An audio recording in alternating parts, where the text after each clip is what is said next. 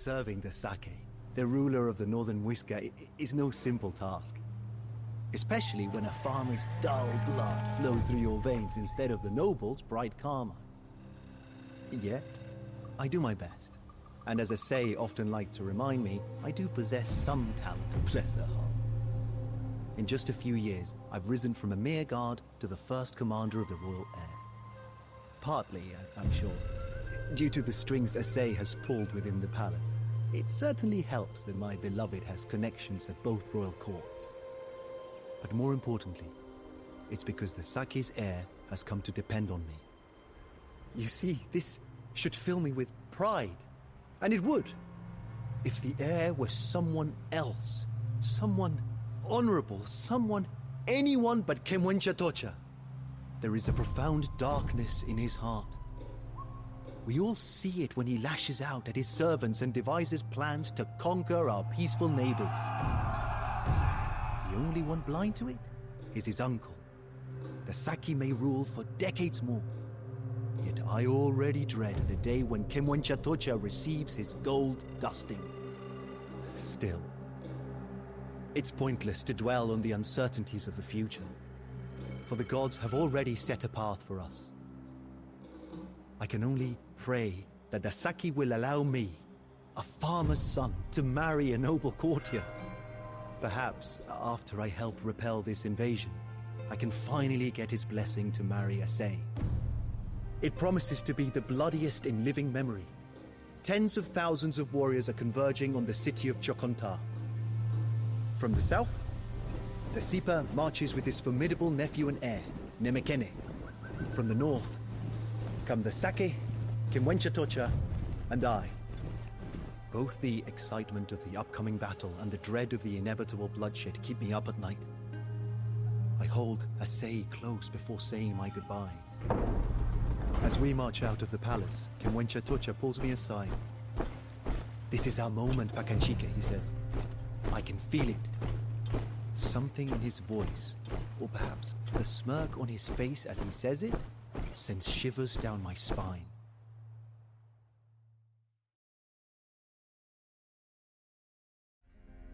Our moment. That's how he described it. And in a way, it was.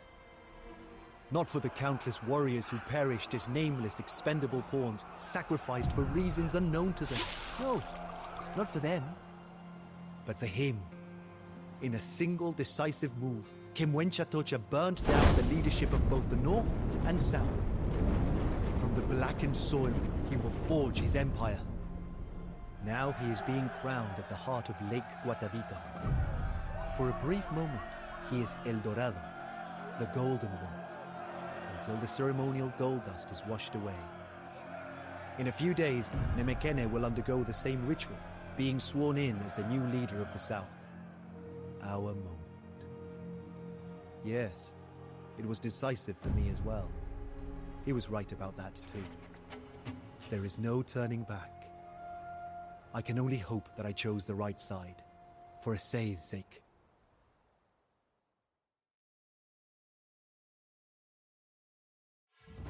Azay was not happy with my choice. How could she be? I did what I believed was right, but I did so without consulting her. Still, she understands that it is the right way. The only way. We will spend more time apart from now on. I will be in the field, spearheading my master's quest for domination, while she remains in the Zaque's palace. I wish she would simply bide her time until we can marry. But I know her too well for that.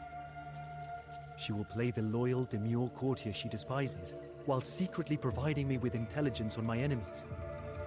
It is a great risk. But as she often reminds me, no greater risk than the one I take by leading men into battle. No matter what happens, we must both play our parts. It is the only way. The only way. When Kemwencha stepped off the coronation raft, he declared the dawn of a new golden age. The gods had blessed him with a vision, he said. He is to rule from a palace made of gold. A palace he intends to build. As new actors step into the same old roles, the ancient rivalry between Zipa and Zaque continues, and I will be the tip of the spear in their conflict.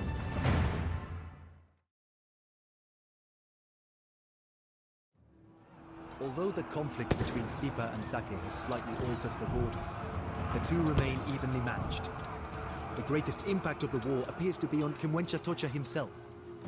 He has begun hoarding treasures in the throne room, attempting to construct the Golden Palace from his vision. According to Azay's contacts, he now refers to himself as the Son of the Sun.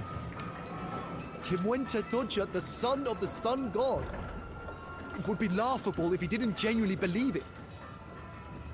I fear we have only witnessed the beginning of his madness.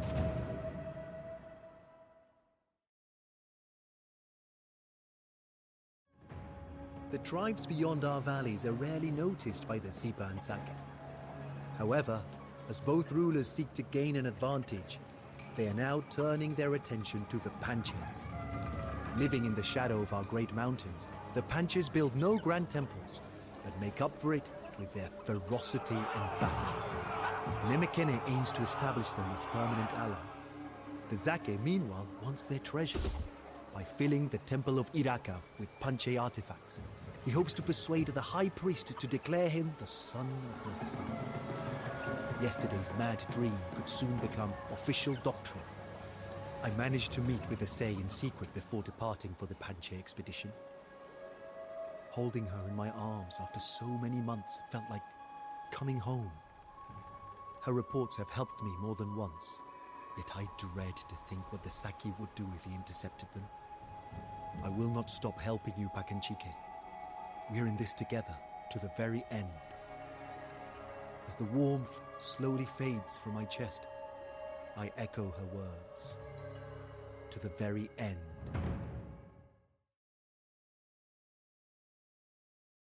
The jungle tells no tales.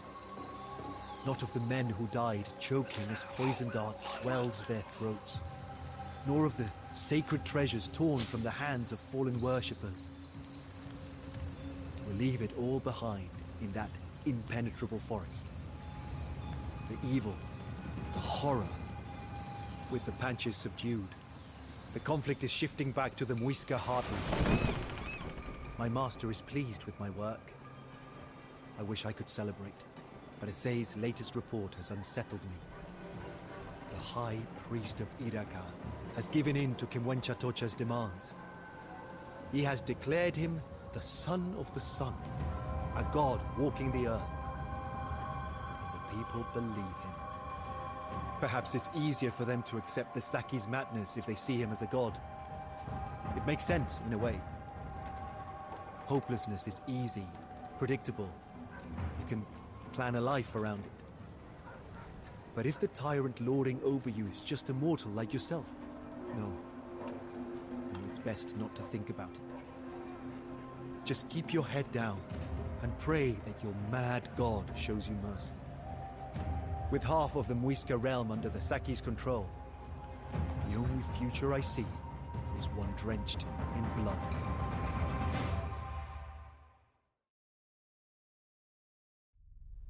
With his ascension to godhood complete, the Zaque's grand plan is coming to fruition. He is gathering every warrior at his disposal for an invasion of the south. Not to be outdone, Nemekene is rallying his armies and preparing for the clash. It would have been just another of the countless wars between the Zipa and the Zaque, if not for one troubling rumor. Azay's latest message speaks of a band of foreigners approaching from the northeast. Pale warriors in metal armor, wielding the storm god's wrath as weapons. They call themselves the Spanish. But who are they? Will they be friend or foe? Are they as primitive as the Panches? Or are they a divine punishment for the Zaque's blasphemy? Adding to my worries, some of Azay's correspondence has been discovered by the Zaque's court officials. They have not traced it back to her yet. And here I am, leagues away, powerless to help her. No matter how many victories I achieve, I cannot shake the feeling of a noose tightening around my neck.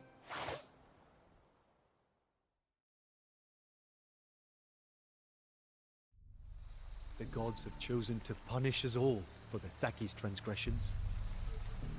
Nemekene is dead, and Quesada has seen through the Zaque's bluff. He is scouring the land for Kimwenchatocha's capital, which he believes to be a city of gold. A city he calls El Dorado.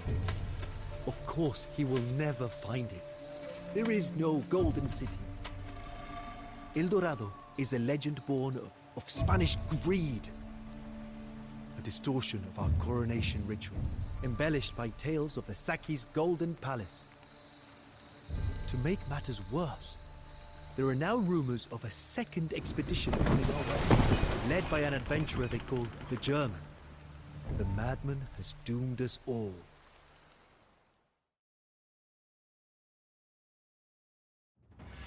I was roused from a bad dream into a living nightmare when Azay's runner burst into my hut. He collapsed, gasping for breath. He has her. The Zaque has her. Chaos reigns in the Golden Palace. The paranoid Kimwenchatocha scrambles to hide his treasures and finds traitors under every rock. It was only a matter of time before he traced Azay's messages back to her. The Zaque is convinced that she is a spy who will reveal his location to the Europeans.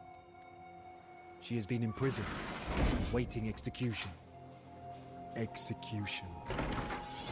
My dear Azay, I cannot let this happen. This madness has gone on for too long. The Europeans threaten our very way of life.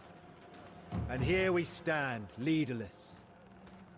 Nemekene is dead, and the Zaque's only concern is his precious gold. Harsh words, but I see in their eyes that they ring true. We all have loved ones in the capital. Sons and daughters, a wife, or an elder. My own beloved is held captive there, facing execution over a false accusation. I must go and save her. And I will give my life to save the loved ones of each and every man here. I won't order any of you to follow me on this perilous mission. But if we don't act now, we will never get another chance. Join me. Together we can save our people. I had expected few to join me. But the resounding roar of my army brought tears to my eyes. We are here with you, Pacanchique, for our people, for Azay. My dear Azay, I am coming for you.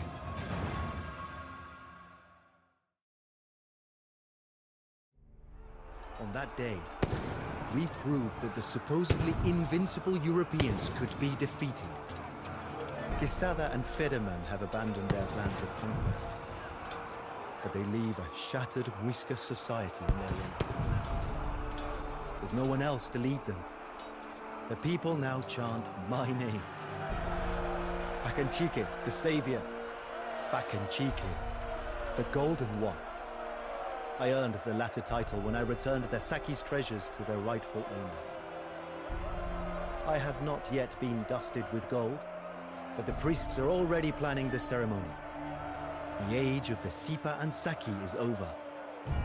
A farmer's son now rules the Muisca. It feels surreal.